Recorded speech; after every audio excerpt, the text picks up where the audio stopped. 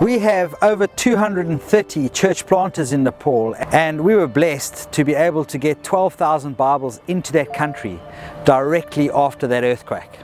That had an amazing result because so many people were able to hear the message of hope in that really bad time. And this year I went back to Nepal to go and get an update, to see what had happened, to see whether they had been able to rebuild. And when I landed, I was totally taken aback by the dark cloud that shrouded the entire country. It wasn't a physical cloud, it was a cloud of Hinduism that has taken over the country. In fact, everyone is indoctrinated with Hinduism.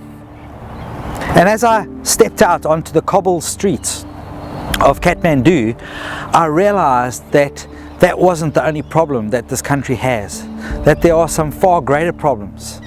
For example, more than 54 young women and girls are trafficked into the sex trade each and every day in Nepal.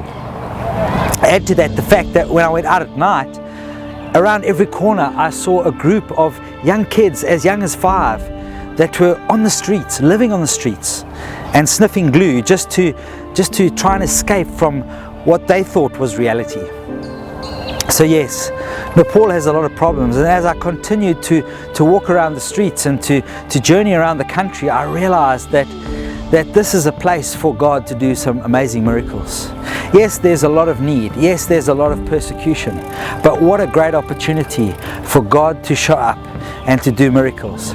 And as I sat down in front of a building which I thought was just a dilapidated wreck, I realized that in fact I was in front of a church. I was in front of Pastor Baburam's church. And I sat there with my head in my hands, just praying and saying to God, why? Why is all this happening? And Pastor Baburam gently tapped me on the shoulder and said, come inside. I want to show you how God is rebuilding our nation. And that was incredible, because as I went inside, I was able to sit down on the floor with people from that fellowship, from that congregation, and they were able to share with me what God is doing in each and every one of their lives. And each and every one is a miracle. And as I journeyed around the country, I was amazed at what's actually happening. There is some incredible work taking place right around Nepal. As we journeyed on some of the worst roads I've ever journeyed on in my life, I was astounded because each and every village we got to was another opportunity to see just how God was doing some miraculous things. What I also witnessed was the need for thousands of children who really want to be able to do Bible-based literacy. They know that through literacy they can be set free from their life of poverty.